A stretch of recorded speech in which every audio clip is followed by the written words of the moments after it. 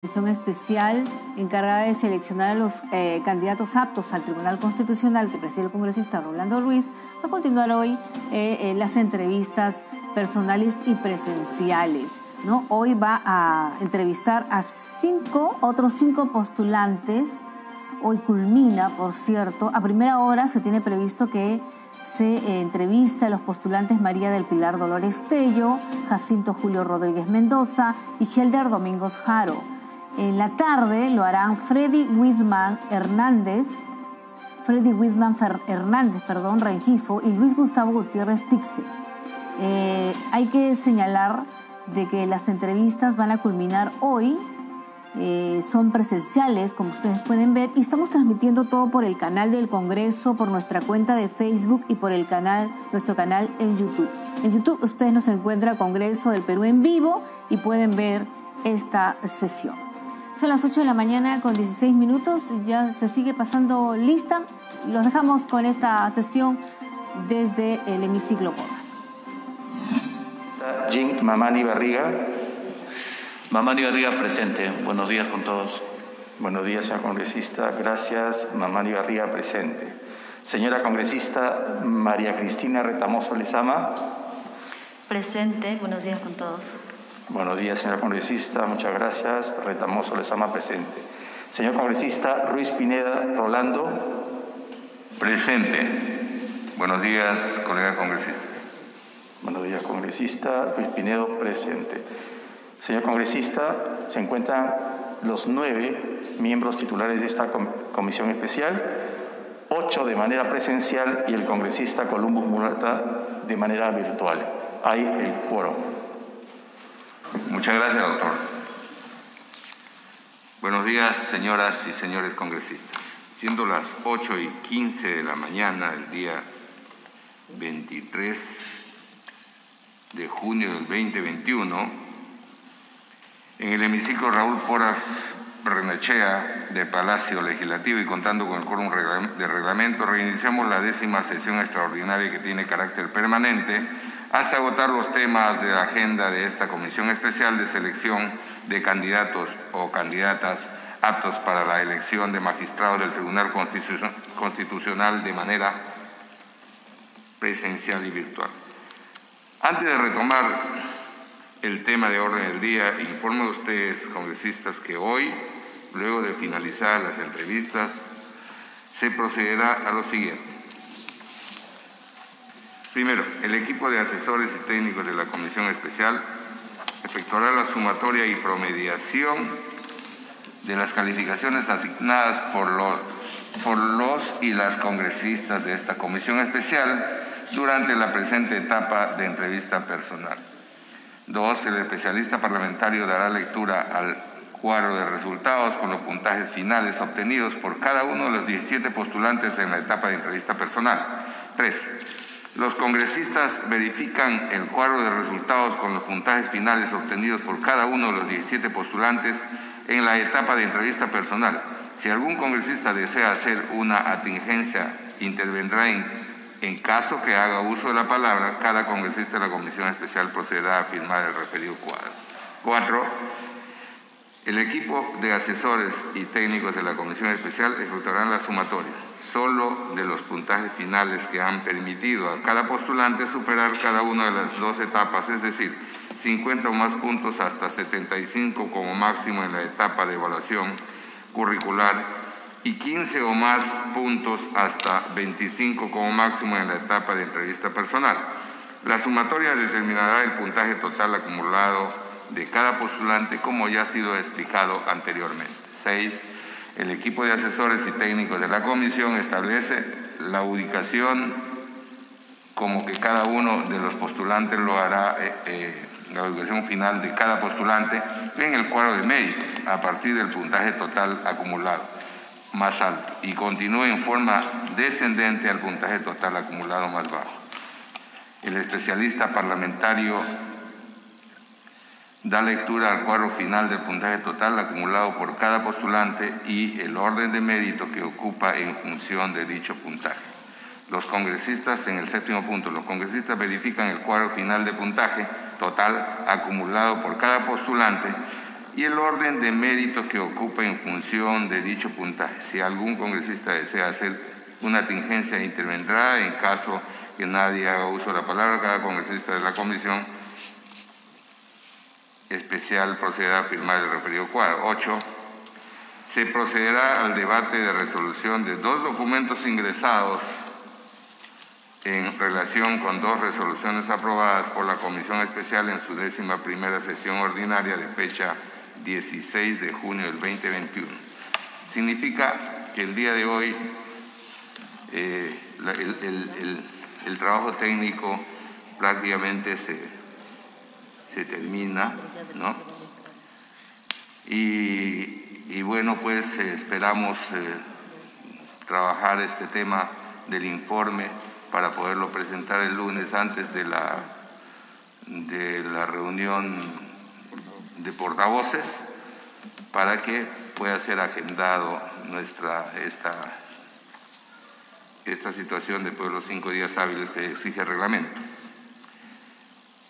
Continuamos entonces en el orden del día, colegas, porque vamos a tener que tratar estos 7, 8 puntos también. El día de hoy, miércoles, corresponde entrevistar a 3 postulantes en la mañana y 2 postulantes en la tarde. Total 5 postulantes. Finalizada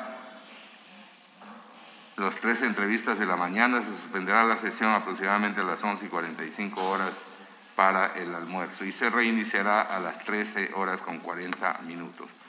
Igual que el día de ayer, el orden de los congresistas intervendrán para formular sus preguntas en orden alfabético por la primera letra de su primer apellido, de tal forma que las intervenciones serán en este orden. Número 1, congresista Díter Columnos. 2, César González. 3, José Luis Luna. 4, Jean Ali Mamani Barriga. 5, Jorge Luis Pérez Flores. 6, María Cristina Retamoso Lezama. 7, congresista Tania Rodas Malca. 8, congresista Rolando Ruiz Pinedo. 9, congresista José Vega Antonio.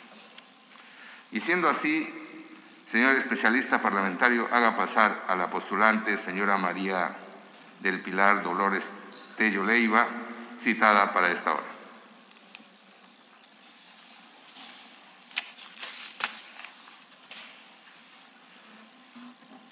Enseguida, señor presidente.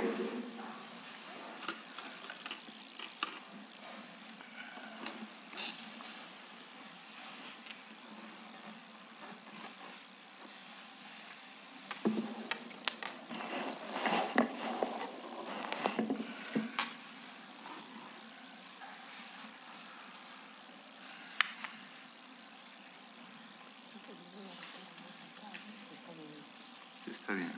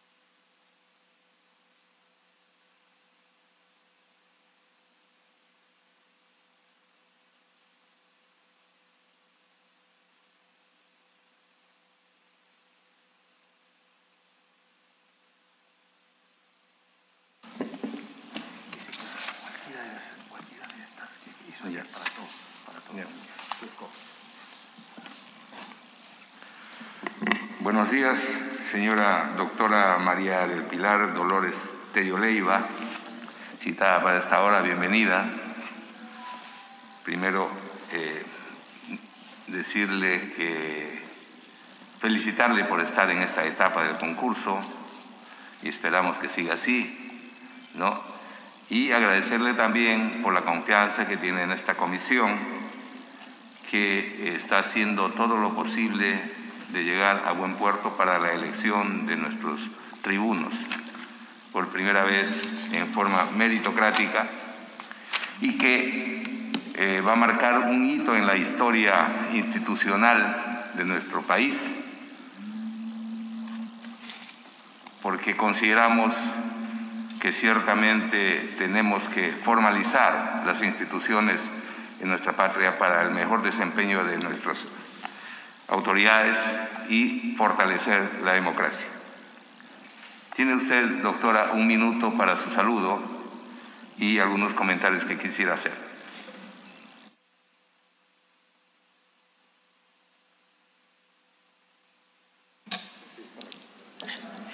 En primer lugar, mi saludo para todos ustedes. Les agradezco haberme dado la oportunidad de llegar a esta etapa del concurso. Quiero felicitar a la comisión por el trabajo tan preciso y sobre todo tan correcto que han realizado con total transparencia. Creo que ustedes están marcando un hito en lo que significa esta delegación que le da al Congreso a un equipo de profesionales para que se encarguen de la defensa y del control de la constitucionalidad.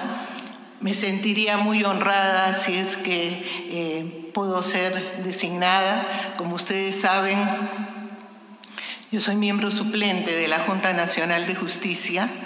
Pasé un concurso igualmente severo y uno de los logros que considero es que tuve la segunda nota de conocimientos entre los 150 mejores abogados del país. Pero esta gesta que ustedes han comenzado a hacer de levantar el enfoque meritocrático es muy importante en un momento en que el país está completamente dividido y enfrentado a una crisis de confianza, en que la debilidad de las instituciones es un estigma que no nos ayuda para la viabilidad de nuestra democracia y para el desarrollo de nuestro país. Quería señalar que si bien estamos en una coyuntura difícil en el país, también en el nivel internacional se están generando situaciones que ameritan un cambio en la perspectiva de la actividad que ha venido haciendo el Tribunal Constitucional, porque tenemos una revolución tecnológica que tiene ya un poco más de 2 décadas, que prácticamente nació cuando nació el Tribunal Constitucional y que ha generado situaciones de amenazas a los derechos fundamentales, así como también la necesidad del reconocimiento de los nuevos derechos digitales, aquellos que lamentablemente todavía no están siendo regulados porque la regulación del Internet, como ustedes saben, es muy complicada porque no tiene un territorio, ¿no es cierto? Hay ahora nuevos derechos digitales y es importante que podamos hablar de ellos. La UNESCO acaba de lanzar una declaración sobre la ética de la inteligencia artificial, un proyecto que va a ser aprobado en noviembre de este año en la 41ª sesión plenaria de la UNESCO.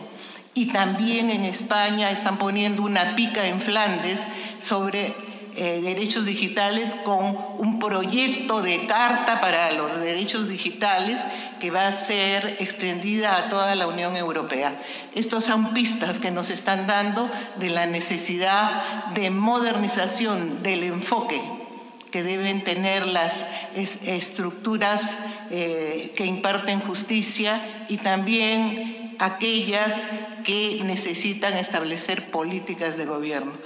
Bueno, dicho esto, y disculpen la extensión, estoy a la orden para las preguntas. Muchas gracias, doctora. Corresponde, como ya habíamos manifestado en el orden alfabético, hacerle la pregunta al doctor Dítel Columbus Murata, quien nos ha enviado sus preguntas, porque él está en una situación de fuerza mayor vía virtual, es el único de los parlamentarios que está así, y ha enviado su pregunta. Dice: si el Perú no ha ratificado formalmente un convenio de la Organización Internacional del Trabajo y el Tribunal Constitucional en una sentencia señala que dicho convenio forma parte del bloque de constitucionalidad en materia laboral, se entendería que existe una incorporación tácita al derecho positivo peruano o es simplemente una referencia jurisprudencial. El bloque de constitucionalidad es muy amplio y tiene muchas referencias y hay muchos aspectos que pueden ser complementados y desarrollados a través del bloque de constitucionalidad, de tal manera que todos los elementos materiales que puedan servir para mejor informar y para mejor decidir resultan siendo válidos.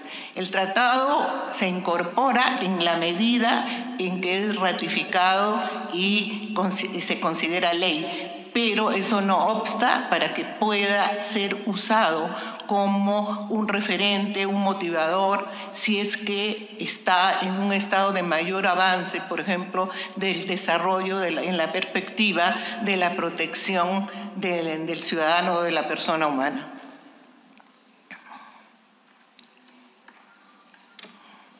Muchas gracias, doctora. Corresponde de inmediato al congresista César González Tuanama hacer el uso de la palabra y sus correspondientes interrogantes. Muchas gracias, presidente. Buenos días, señora postulante. Bueno, la primera pregunta es, ¿en qué consiste el control constitucional? ¿En qué consiste? Perdón, no le escuché. El control constitucional. El control jurisdiccional. Constitucional. Constitucional. Ya. Por favor.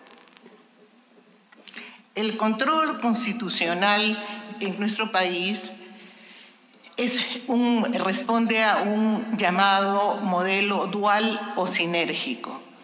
El control constitucional tiene modelos originarios y modelos derivados. Los originarios son el control político y el control jurisdiccional, que a la vez puede ser control difuso o control concentrado. Pero en otros países se hace una mezcla, ¿no es cierto? Y surgen modelos como el nuestro, el que Domingo García Belaúnde le ha llamado modelo dual o sinérgico. Y es el que permite concentrar el control en el TC o en el Tribunal Constitucional, pero también permite que exista un control parlamentario y un control también en la vía judicial a través del control difuso. Nuestro modelo responde a este calificativo de sinergia porque son varios entes, organismos, los que confluyen en su esfuerzo para poder controlar mejor la constitucionalidad de las normas. Doctora, ¿en qué caso se aplica el control difuso? El control difuso en realidad se aplica por todos los jueces y magistrados, pero también por todos los funcionarios que tengan que decidir, y no significa sino la primacía natural que debe tener la Constitución cuando está enfrentada a una norma de inferior jerarquía. Es solamente hacer realidad el principio de jerarquía de normas que ya Hans Kelsen nos legó y que todos los estudiantes de Derecho conocemos como una forma básica de acceder al orden jurídico en un país. En la cima, la Constitución, que responde al modelo de sociedad mayoritaria que la sociedad ha pactado, ¿no es cierto? Mi maestro Mauricio Duverger decía: está en la cima porque es la prolongación y la precisión del pacto social. Y si esto es así, es también un estatuto de poder entre gobernantes y gobernados. Todos tenemos que tener eso en la cabeza para siempre, poner por delante la Constitución respecto de cualquier otra norma. En eso consiste el control difuso, y el control concentrado está en el TC, pero también está en el Parlamento cuando se debaten problemas de presunta inconstitucionalidad de los proyectos de leyes. Allí también se hace un control indirecto que permite que lleguen menos cargas de anticonstitucionalidad al Tribunal Constitucional. Muchas gracias. Ha concluido mi participación, presidente. Gracias, congresista. Gracias, doctora Tello. De inmediato, la participación del congresista José Luis Luna Morales, haciendo uso de la palabra, y sus correspondientes interrogantes. Gracias, presidente. Muy buenos días con todos, colegas. Muy buenos días a la postulante. Quisiera preguntar, ¿en qué consiste el derecho a la información? ¿Cómo se compatibiliza este derecho con el derecho de expresión y la libertad de prensa? El derecho a la información es lo más importante que tenemos. Es el derecho que está recogido entre los incisos 2 y 3 del artículo 2 de nuestra Constitución, que no lo llama derecho a la información, pero sí se refiere a la libertad de expresión y de opinión. Pero donde está recogido con absoluta precisión es en el artículo 13 de la Convención Americana de Derechos Humanos. El derecho a la información es lo más avanzado que tiene la sociedad. ¿Por qué? Porque es un derecho de doble vía que protege tanto al que expresa una opinión, como puede ser el periodista, como puede ser el que usa un medio de comunicación, y también protege a la audiencia, que es el que recibe, ¿no es cierto? Y en torno a una información veraz. Es el derecho a la información, es el de dar y de recibir la información adecuada en el momento oportuno, y comprende las libertades de expresión, la libertad de prensa, la libertad de opinión. Quiero decir en este caso que muy pocas veces defendemos el derecho a la información, porque los propietarios de los medios y los periodistas tenemos un defecto profesional de siempre decir libertad de prensa y de opinión. ¿Y dónde están los derechos de la audiencia? ¿Dónde están los derechos de quien recibe la información? Más todavía en estos tiempos en que la posverdad se ha hecho una realidad que distorsiona y manipula mentes. Entonces, el derecho a la información tiene que ser una bandera, más todavía en casos en que tenemos que defender los derechos fundamentales, porque el derecho a la información es un derecho matriz. Nadie que no esté suficientemente informado podrá reclamar el ejercicio de sus derechos fundamentales. Y si está distorsionada la información, estamos agraviando esos derechos fundamentales en su integridad. Por lo tanto, a mis estudiantes siempre les digo, defendamos el derecho a la información en su integridad. Por supuesto, el Día de la Libertad de Expresión, el Día de la Libertad de Prensa, pero cuando necesitamos pensar en la información veraz, oportuna y necesaria que tenemos, allí tendremos que recordar el derecho a la información, cuyo titular es la ciudadanía en su conjunto, y el Estado está obligado a garantizarlo. Muchas gracias, presidente. Terminada mi participación. Gracias, congresista Luna. Gracias, doctora Tello. Corresponde ahora al congresista Jean Ali Mamani Barriga hacer el uso de la palabra y sus correspondientes interrogantes.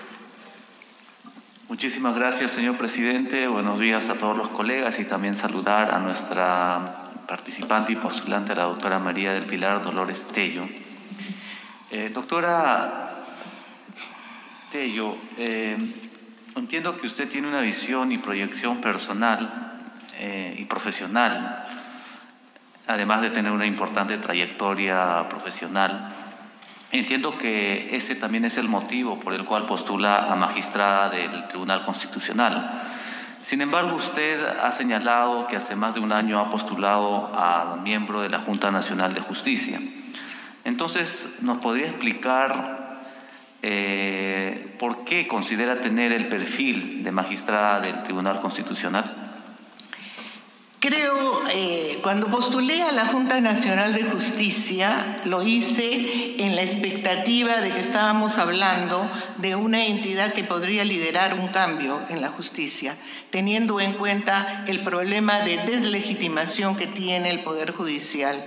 Y creo que esa expectativa todavía está, en la medida en que venía a reemplazar un organismo que lamentablemente no había dado la talla en la confianza de la ciudadanía. Actualmente, como dije, soy magistrada suplente en la Junta Nacional de Justicia, a la cual espero renunciar si ustedes y el Congreso me da la confianza como para ejercer esta tarea tan grande que es la de formar parte de un tribunal constitucional.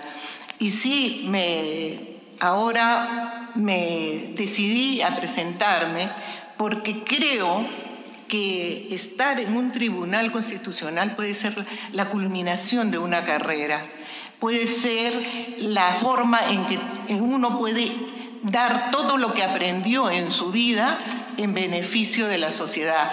Y porque además creo que la experiencia que yo he tenido a lo largo de mi vida profesional, no solamente como abogada, sino también esencialmente como docente y también como periodista profesional, porque estoy incorporada al Colegio de Periodistas por honor y no por oficio, o por preparación, porque ha sido después de varios años que me invitaron a formar parte del Colegio de Periodistas y de la Asociación Nacional de Periodistas. Pero a lo que me refiero es que he pasado por todas las estructuras del Estado. He sido asesora aquí en el Congreso, del presidente del Congreso 2 veces, he sido asesora de la primera ministra Beatriz Merino, he sido asesora en el Tribunal Constitucional, he sido asesora en la Superintendencia de Banca 20 años y sobre todo esta carrera de docente universitaria que tiene ya más de 40 años y que me ha dado tantas gratificaciones y sobre todo la posibilidad de permanentemente estar al tanto de lo que el país necesita, porque el docente estudia para enseñar y tiene todo el tiempo que estar trabajando en lo que es la visión de su país insertada en la visión internacional. Yo he trabajado en ciencia política, he enseñado sobre todo sistemas políticos y formas de gobierno, pero a donde he dedicado mis últimos 10 años es a trabajar la comunicación en su relación con la política, los medios de comunicación como un poder mediático que en el momento es autorregulado, pero que muchas veces cometen excesos que tienen que ser bien enfocados por un tribunal constitucional.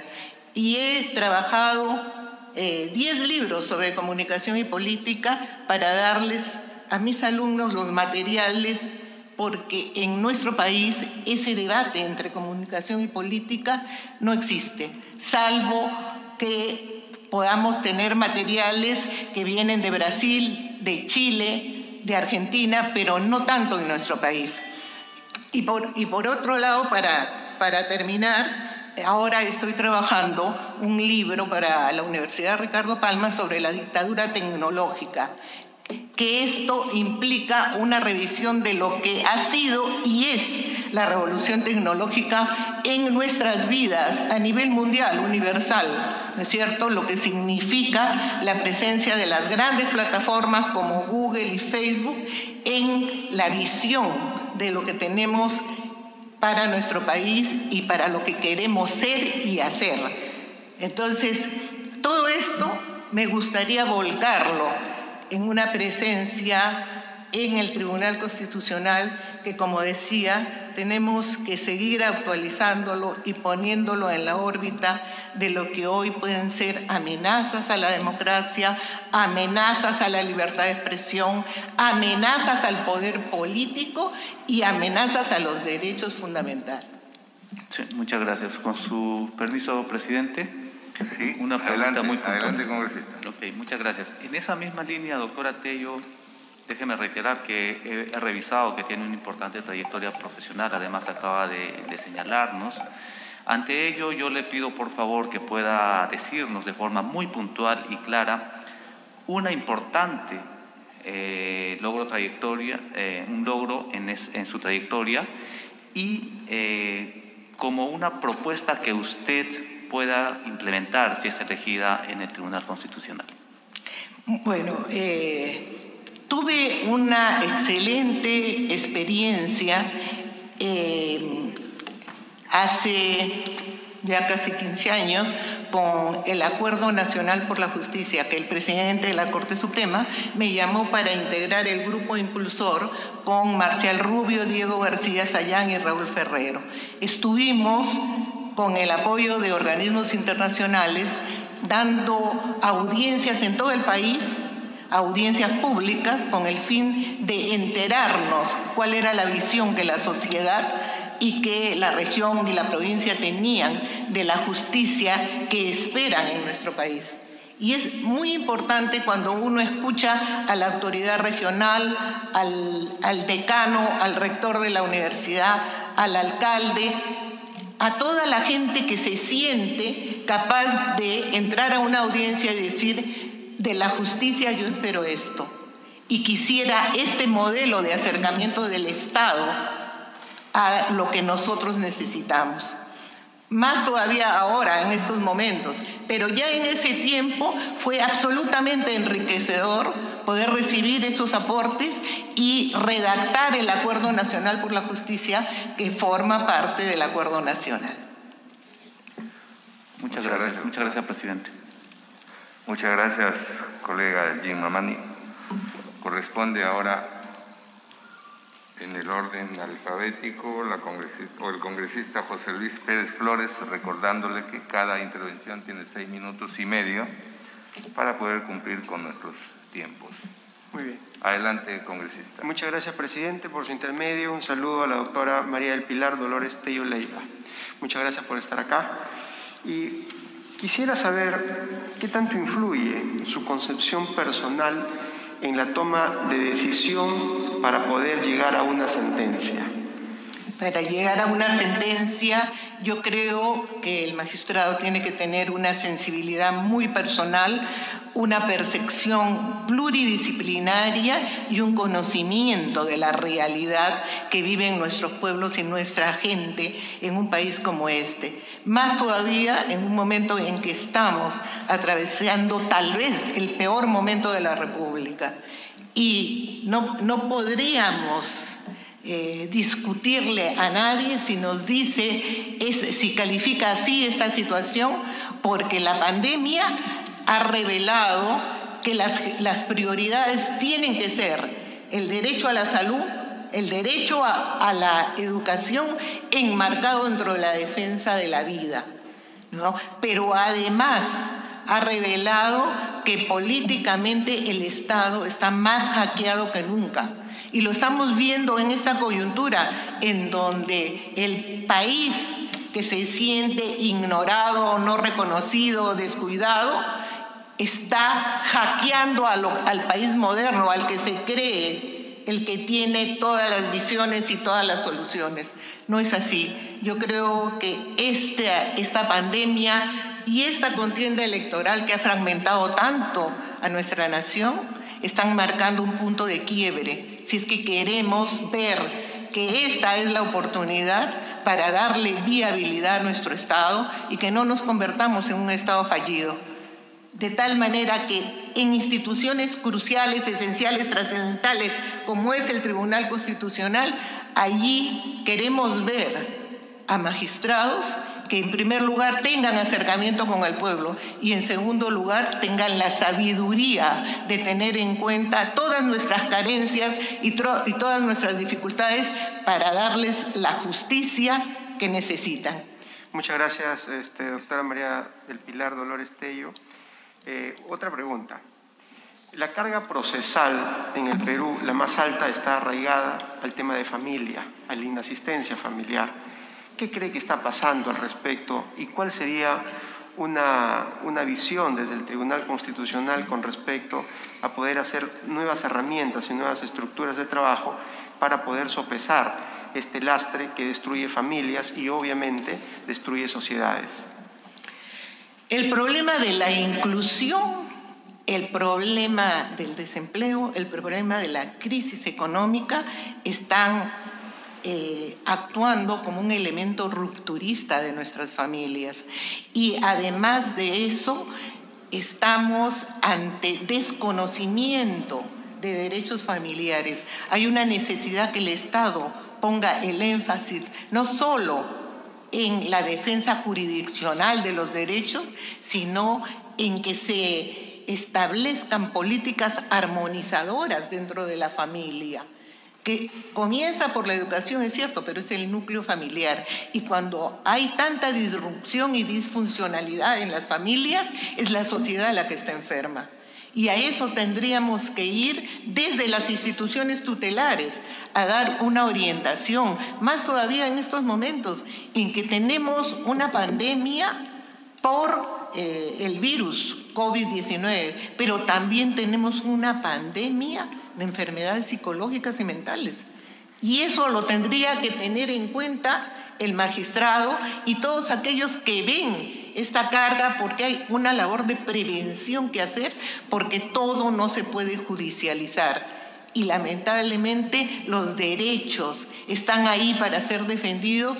Ojalá que no tuviéramos que llegar siempre a esta carga de problemas y de conflictos que al final son una ficción de solución, porque si tenemos la dimensión que tienen los problemas familiares y económicos, vamos a ver que la carga que tiene el Tribunal Constitucional es un indicador de la disrupción y de la disfunción, pero lamentablemente no representa una solución.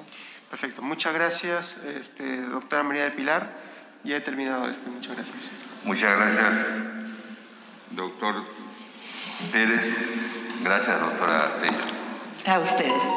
Corresponde ahora hacer uso de la palabra y sus correspondientes interrogantes. La congresista María Cristina Retamoso Lezama. Adelante, colega congresista. Gracias, presidente. Por su intermedio, saludar a la doctora María del Pilar Tello y felicitarla por llegar a esta etapa del concurso. Mil gracias. Quiero decirle que tengo también una gran admiración por su trabajo. Muchas gracias. Voy a proceder con las preguntas. El artículo 40 de la Constitución hacía referencia a la prohibición de la doble percepción de ingresos por parte de un funcionario público, salvo por función docente. El Congreso, durante este periodo complementario, reformó este artículo para establecer una excepción adicional en caso de emergencia sanitaria. ¿Podría comentar usted acerca de esta reforma constitucional, por favor? El artículo 40 es un refugio para que los estudiantes, sobre todo las universidades públicas, puedan contar con los mejores docentes. Yo no puedo olvidar que en el tiempo que estudié tuve como profesor a Luis Alberto Sánchez, que además de profesor era rector, era senador y era presidente del Congreso. Es decir, que teníamos docentes, sobre todo en la Facultad de Derecho, donde prácticamente el Senado en la Universidad de San Marcos era la Facultad de Derecho. Y era gracias a esta posibilidad de que no se considere la docencia como una carga adicional ¿no es cierto?, sino que haya la posibilidad de que el funcionario del Estado pueda también tener una segunda remuneración por la docencia. Yo les digo que si fuera mi caso y estuviera autorizada a hacer docencia, la haría incluso sin cobrar, porque la docencia es una maravillosa forma de entregarse a la misión de generar una juventud comprometida con el país. Y agregar el tema de la pandemia me ha parecido absolutamente certero. ¿Por qué? Porque en la pandemia hay una inhibición de talentos.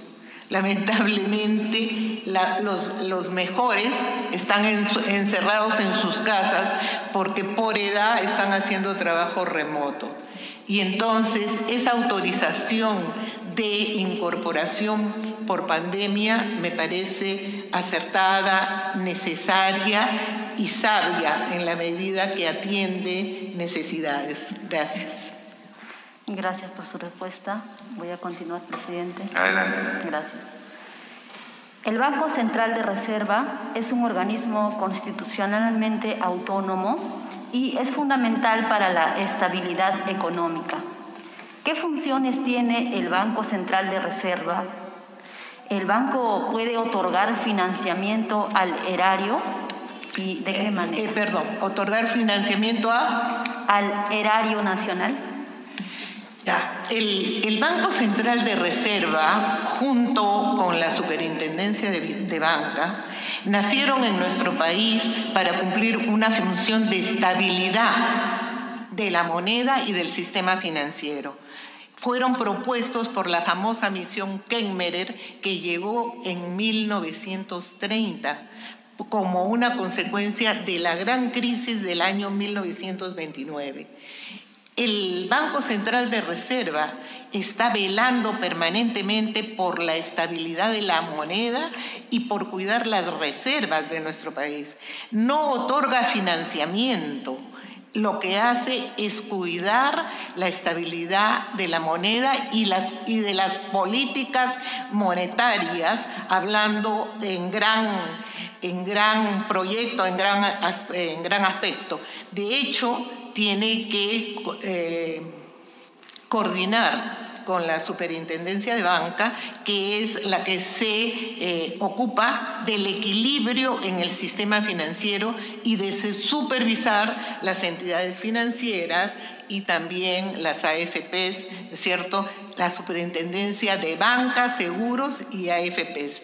De hecho, yo trabajé 20 años en la Superintendencia de Banca y soy muy cercana al gran trabajo que hace el Banco Central de Reserva en su coordinación permanente. Pero no es un trabajo de financiamiento ni de empréstitos, es un trabajo por la estabilidad económica del país.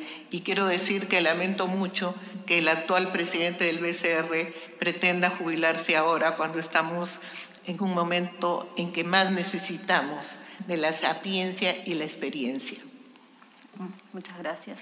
Una pregunta final. Adelante. Gracias. Explique usted el test de proporcionalidad desarrollado por el Tribunal Constitucional para determinar cuándo la limitación a un derecho es legítima y cuándo no, por favor. El test de proporcionalidad es un elemento del equilibrio de las sentencias. Es un elemento para la ponderación, y la ponderación implica que el magistrado tenga que sopesar los diferentes criterios y los diferentes hechos que se presentan para su evaluación. El test de proporcionalidad va a ayudar a que el magistrado pueda tener una visión de racionalidad, de oportunidad, de calidad y de derechos humanos, sobre todo. Es un indicador fabuloso para darle al magistrado la sabiduría que requiere al momento de decidir. Muchas gracias por su respuesta, doctora. Gracias, presidente culminado. Muchas gracias, congresista Retamoso. Gracias, doctora Pello. Corresponde ahora hacer uso de la palabra y sus preguntas correspondientes a la congresista doctora Tania Rodas Marca. Adelante, doctora. Gracias, presidente. Buenos días, doctora María del Pilar Dolores Tello Leiva. Con su venia, señor presidente, paso a hacer mis preguntas. Doctora María del Pilar Dolores Tello, las nuevas tecnologías de la información tienen un enorme impacto en la sociedad, que ha generado un poder mediático. En ese sentido, ¿cree usted necesario que intervenga el Estado o el Gobierno para regular? El marco constitucional lo permite. ¿Cuál debería ser el rol del Tribunal Constitucional? Esta es una pregunta muy interesante porque refleja o se dirige a evaluar cuál es la influencia o el impacto de las nuevas tecnologías en los diferentes aspectos de la vida social. Quiero decir que tanto el Big Data como la inteligencia artificial, que son los algoritmos aplicados a la vida cotidiana, han hecho surgir un nuevo poder económico, político y social. Pero es un poder que, en primer lugar, hasta ahora no es suficientemente debatido porque tenemos una especie de idealismo con el aporte de la tecnología. Sin embargo, esto de la utopía tecnológica que surgió hace 20 años, cuando pensábamos que la tecnología y la Internet iba a ser una forma de democratización de la comunicación y que iba a poder dar voz a los que no tienen voz en términos de poder dar mensajes y no dejar el monopolio de la comunicación mediática en manos de los medios privados o en manos de los medios gubernamentales. Esa utopía ha ido tornándose en distopía, por lo que usted señala, porque hay excesos y hay atribuciones que no pensábamos que iban a impactar de esa manera. Al comenzar dije que había necesidad de tener en cuenta la regulación para poder evitar los abusos, las amenazas digitales. Todos sabemos cuál es la acción de las redes sociales en estos momentos, que sin ningún tipo de regulación pueden ser fuente de agravios y no tenemos ningún poder de contrapeso frente a ellas.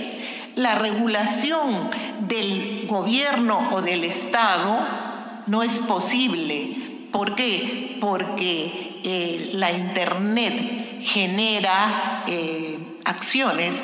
Con decir solamente que las redes y las plataformas sociales como Facebook y Google están llegando ahora a un alcance de 4.000 millones de habitantes en la Tierra. La mitad de los habitantes de la Tierra ahora están impactados por lo que es la acción de estas plataformas.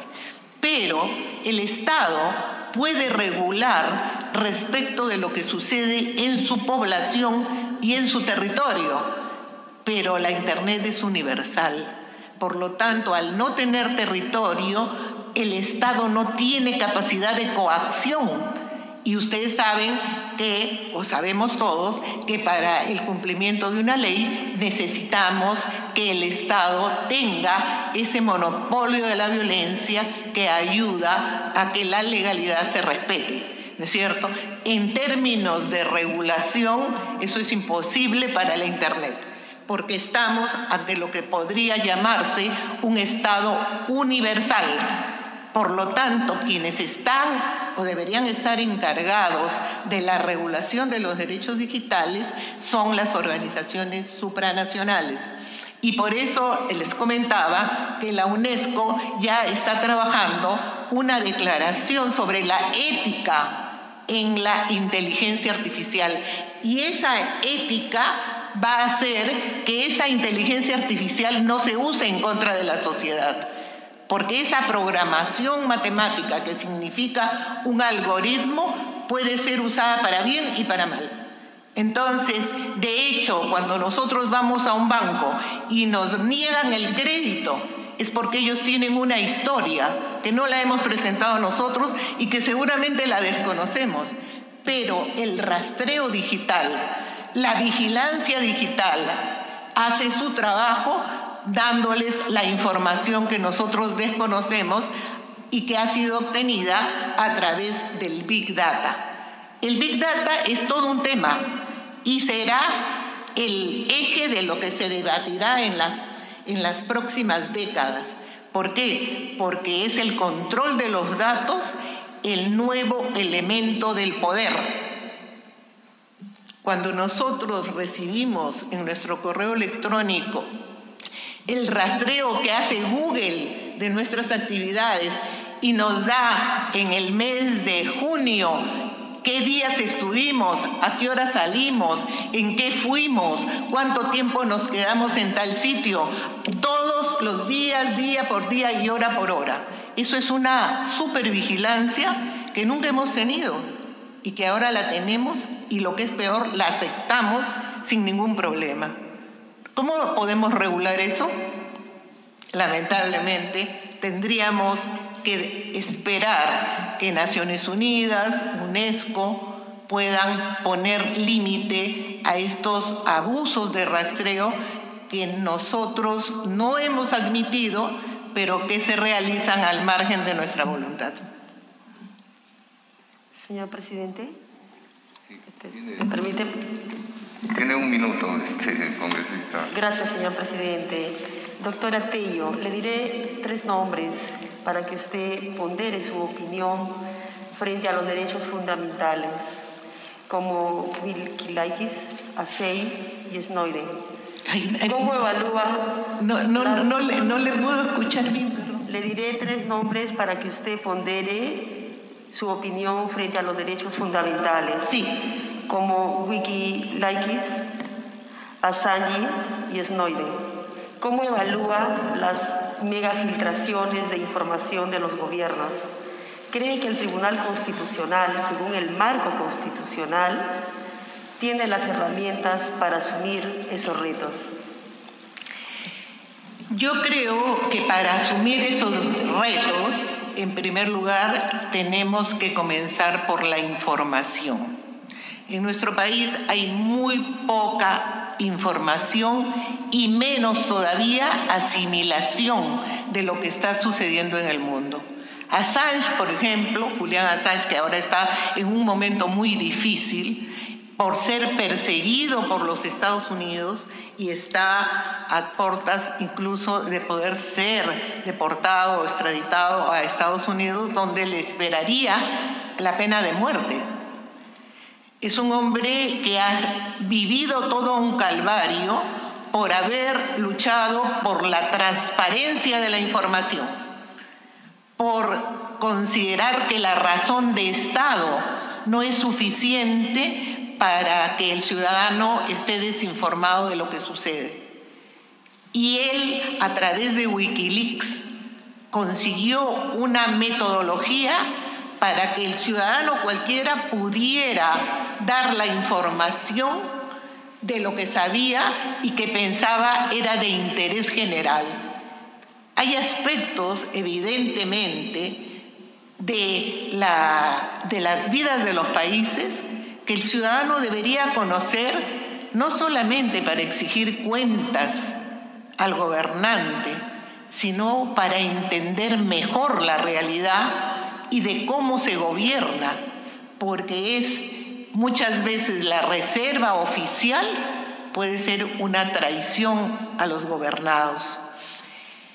Este hombre dio información y difundió información sobre las guerras de Irak y la guerra de Irán, y lo hizo entregándolo a los grandes medios. Seguramente que nosotros, a través del diario El País o del diario Le Monde o del diario alemán o del New York Times, pudimos acceder a esa información que de otro modo no se hubiera conocido. Y Snowden es un héroe de la transparencia también y de la advertencia de lo que significa el ciberespionaje. Cuando habló de los 5 ojos y los 5 oídos y dijo: esta es la realidad del interés que tienen en espiarnos, en vigilarnos. Él habló del imperio de la vigilancia. Hay un libro de Ignacio Ramonet que lleva este mismo título. Interesantísimo, importante, un hito en lo que significa la transparencia frente a los derechos digitales y el rechazo a una vigilancia que no tiene sentido si no es por el control ciudadano. Hay 2 mundos en la Internet que en este momento están en pugna, que se dice que estamos ante una tercera guerra fría, ¿no es cierto? Que es China y Estados Unidos, ambos con un modelo tecnológico, con plataformas que ganan millones, pero no solamente ganan en economía, ganan también en poder político y en influencia social. En Estados Unidos tenemos las empresas de Silicon Valley que llegaron al extremo de poder de silenciar y ponerle una mordaza al presidente saliente de los Estados Unidos, que fue Donald Trump, cuando le impidieron continuar enviando mensajes por Twitter, Facebook o Google. ¿Qué poder es ese de 5 personas en Silicon Valley que puede silenciar a un presidente de Estados Unidos? Eso es poder. Y en China está el otro modelo, que es un modelo de control de los ciudadanos. Siendo un gobierno autoritario, es un modelo peligrosísimo. Felizmente tenemos un tercer núcleo de poder y de influencia y de estudio, que es la Unión Europea, que fiel a su tradición es un enfoque humanista de defensa de los derechos fundamentales. Hacia ese enfoque tenemos que ir quienes pretendemos estar en instituciones tan trascendentes como el Tribunal Constitucional. Muchas gracias, doctora. Gracias, señor presidente. Muchas gracias, doctora. Gracias, gracias, doctora Rodas. Gracias, doctora Tello. Me corresponde ahora, por el orden alfabético, hacer un par de preguntas. Espero tenga las respuestas sucintas y breves, pero precisas como lo estamos viendo. Doctora, las grandes mayorías populares están optando por antiética y por no encontrar distingo alguno entre lo moral y lo amoral. En un país plagado de corrupción, violencia, exclusión social, pandillaje juvenil, prostitución infantil, delincuencia en general, corrupción, ¿cuál es su opinión al respecto? Lamentablemente, la corrupción no es un problema solo en el Perú, es un problema universal, ¿no es cierto? Evidentemente hay aspectos que hacen proclive un país a la corrupción. Nosotros tenemos mucha tolerancia ante los privilegios que vienen de fuente ilícita y tenemos una poca noción de solidaridad, de nación, de integridad. Esto es un caldo de cultivo a lo que se agregan evidentemente las condiciones económicas de carencia, de informalidad, y no tenemos entonces una suficiente valoración a la ética y a los comportamientos morales. Lamentablemente tenemos también en nuestros políticos íconos indeseables de la corrupción, que hacen que la gente pueda considerar que si un gobernante incurre en conductas indeseables, ¿qué le queda al ciudadano que muchas veces está desempleado y no tiene que comer, o al funcionario que llegó a la función pensando que podría sacar una tajada, o al político que consideró que el uso del poder es en beneficio propio, como un botín y no como un servicio. Hay una serie de elementos que tendríamos que enseñar en nuestras escuelas desde la primaria. Lamentablemente, yo estudié cuando me enseñaron educación cívica, y allí comenzaban los valores que teníamos que asimilar. Ahora eso se ha descuidado. No estudiamos historia, no estudiamos literatura, no estudiamos educación cívica. ¿De dónde va a salir la integración nacional? ¿De dónde va a salir la identidad? ¿De dónde el respeto a los valores que no nos enseñan? Por ahí comienza. La superación del problema comienza por la educación y el conocimiento, mi querido congresista. Muchas gracias, doctora. Tengo otra pregunta. ¿Es normal que la resolución de conflictos en un tribunal constitucional demore? Los tiempos que ahora se toman se nota que son a veces desproporcionados. Excesivos. ¿No? ¿Qué hacer al respecto para solucionar este tema? Bueno, yo tengo algunas ideas en relación a la carga procesal, a desconcentrar la carga procesal, tal vez pensando en desconcentrar también el Tribunal Constitucional. Yo creo que hay una reforma por hacer frente a la carga enorme que tienen y a esta racionalidad que se impone. ¿Cómo podemos hacer si un amparo puede demorar 6 meses y sigue en lista de espera? La violación del derecho fundamental no espera. Para eso es un derecho fundamental, y sin embargo la carga procesal hace que todo esto se vaya postergando. Yo creo que el Tribunal Constitucional tendría que enfocar una forma de que bajen las responsabilidades y se vaya haciendo más ligera la carga. Y esto tendríamos tal vez que esperarlo de este nuevo tribunal que ustedes están dando a luz sobre la base de la capacidad y de la meritocracia, porque eso refuerza la autonomía del Tribunal Constitucional. Eso nos va a dar, como dijo Fernando Calle en su entrevista, magistrados que sí van a conocer con sensibilidad propia estos problemas y van a poder dar solución a estas demoras, postergaciones, demasiados plazos largos, extensos, que la gente no soporta. Y bien dicen que la justicia que no es oportuna no es justicia. Muchas gracias, doctora.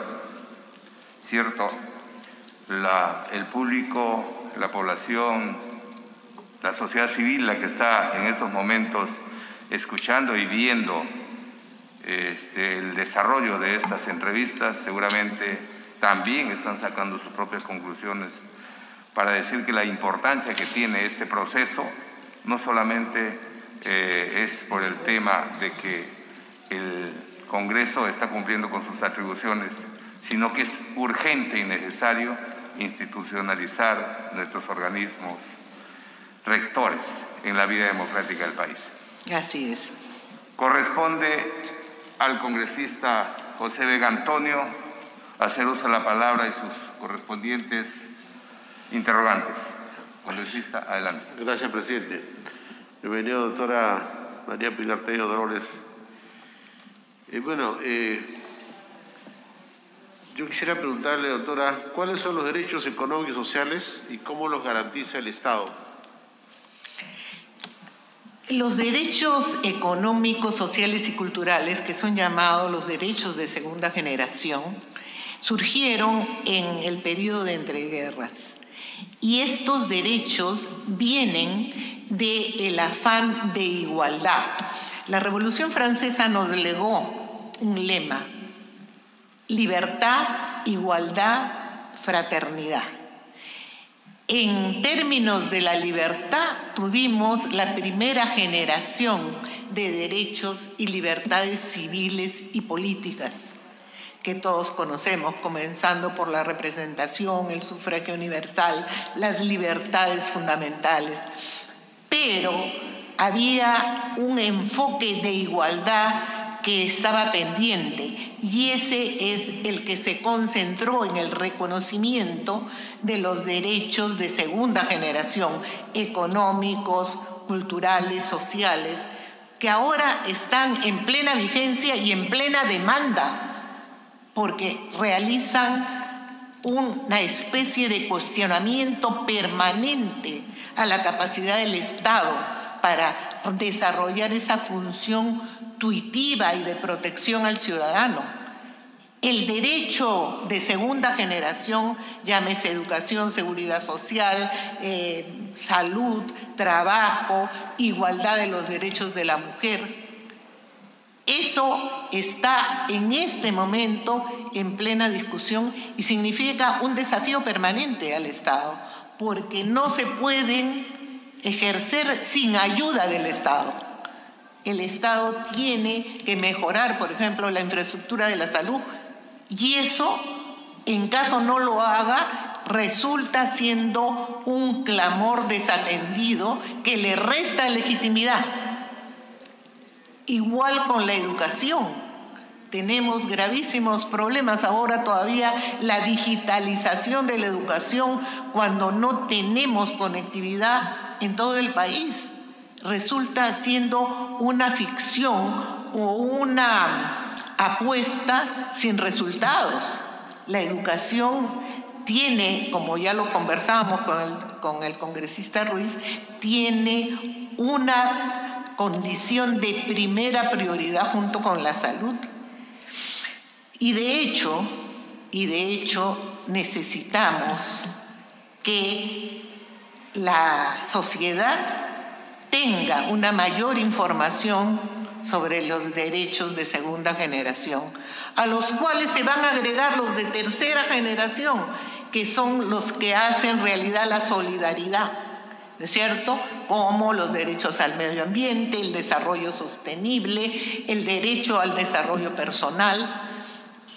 Pero a los de tercera generación se van a agregar los derechos digitales, que son aquellos que nos hacen resguardar nuestra privacidad, que nos hacen estar alerta frente al ciberespionaje y que nos hacen exigir que la Internet, que es un instrumento y por lo tanto puede ser un arma de doble filo, sea usada junto con la innovación que nos ha traído de manera permanente y asombrosa, sea usada en beneficio de la humanidad y no en contra de ella. Adelante. Gracias, doctora. Sí. ¿Por qué es importante el control político en la democracia y cómo se ejerce a partir de un órgano jurisdiccional, como en este caso puede ser el Tribunal Constitucional?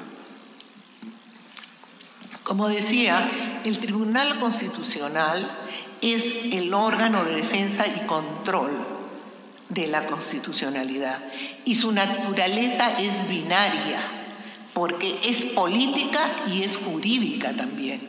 ¿Cómo puede dejar de ser política si va a defender las limitaciones al poder que contiene la Constitución y va a propugnar la armonización de las políticas en función de supervisar las acciones que sean constitucionales, tanto del Poder Ejecutivo como del Poder Legislativo y de los otros poderes?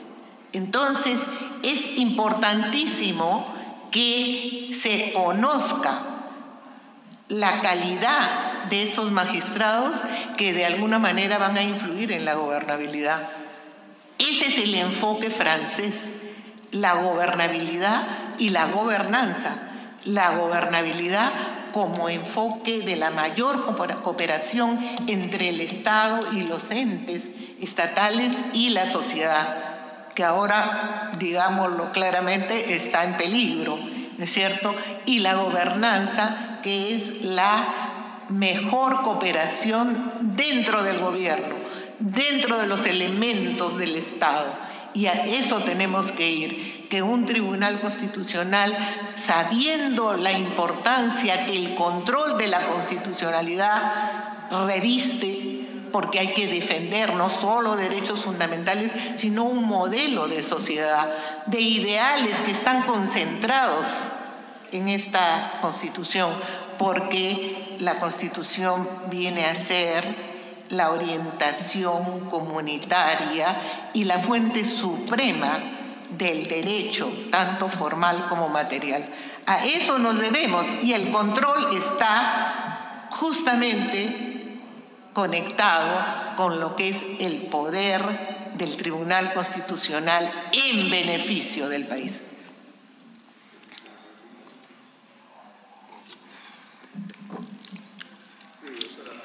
Adelante. Nuestro país vive también un problema grave social, que es el problema del feminicidio.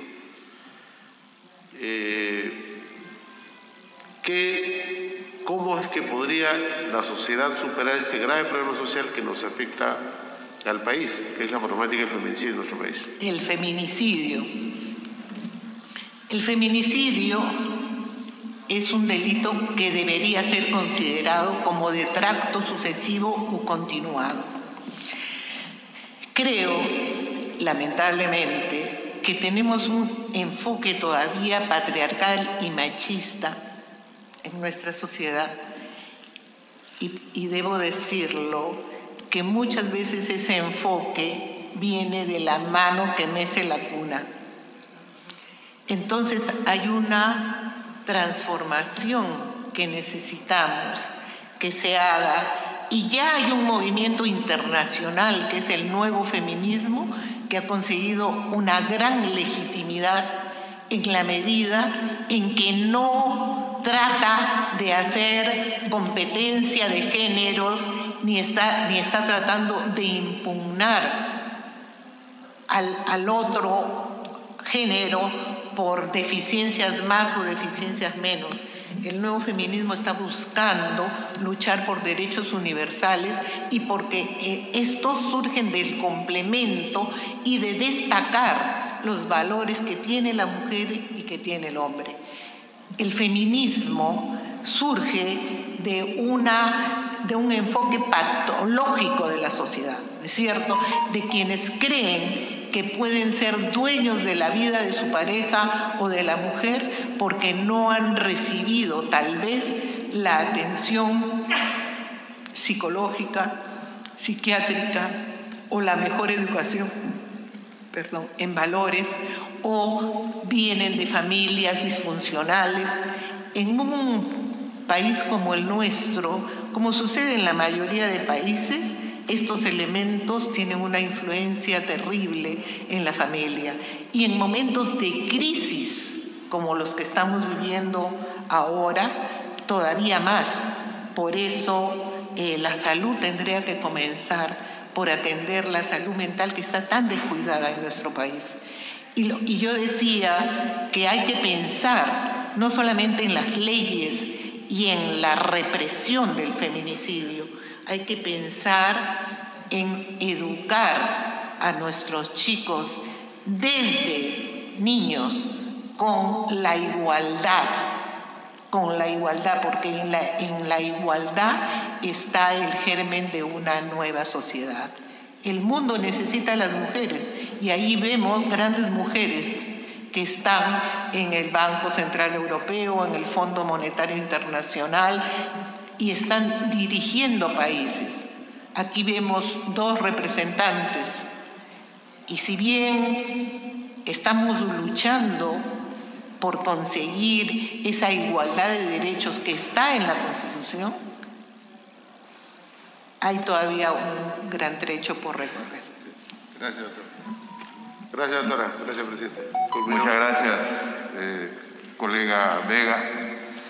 Gracias, doctora María del Pilar Dolores Tello Leiva. Nuestra entrevista ha terminado. Estamos satisfechos con sus respuestas. Esperamos que siga teniendo la suerte, que le acompañe la suerte y realmente felicitamos su trabajo hasta este momento, como el de todos los postulantes. De igual manera, agradecemos otra vez la confianza que tienen en esta comisión y podría de alguna manera digamos, enriquecer lo que estamos haciendo ahí con justicia y transparencia en esta comisión. Sí, muchísimas gracias. Antes de despedirme, había traído 2 libros de mi autoría para dejar a la biblioteca. Podría dejar 3. Exactamente para la biblioteca. Sí, Un lugar sin límites, Internet, democracia y desarrollo, el poder de la información y ciberpolítica, Internet, poder y democracia. Les agradezco mucho. Doctora, vamos a hacer llegar a la biblioteca del Congreso. Muchas gracias. Podría retirarse. Mil gracias. Gracias. Hasta luego.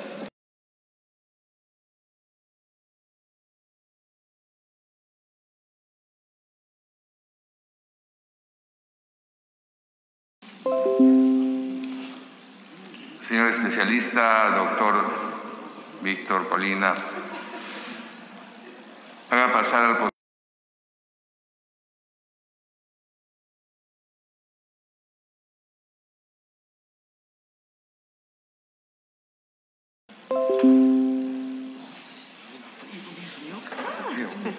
a estar con TikTok? Sí, ahorita hacemos. Hacemos un TikTok.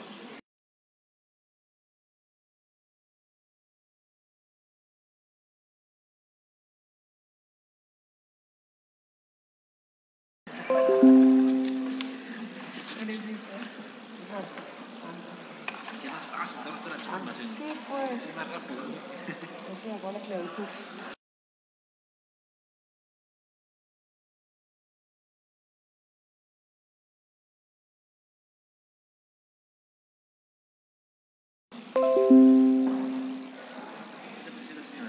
Bueno.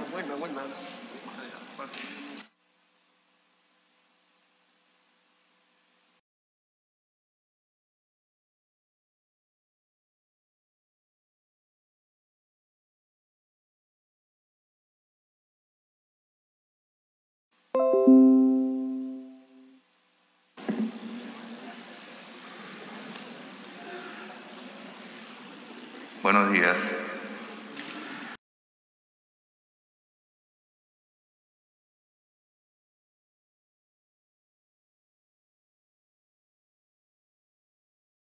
A esta comisión y tiene usted 1 minuto para poder